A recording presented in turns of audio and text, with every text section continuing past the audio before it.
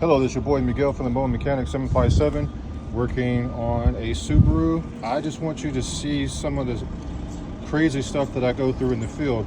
The customer wants me to see if their car starts. Well, let's go inside the car. This is a stick shift. So how am I supposed to actually see if the car is actually spinning when I have no seat?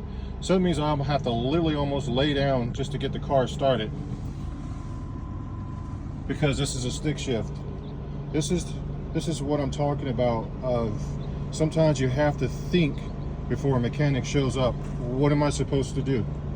So what I had to do is put my camera in front of the engine to see if it was spinning, because normally I could sit in the seat and look up through this part right here and see if the car is actually spinning, and I could not do that.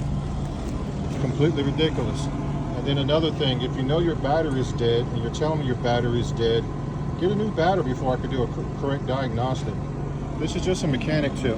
This is just common sense, making the job a lot harder, and you just paid me to pretty much do almost nothing but to tell you you need a battery, by which you already knew, and you have to have seats.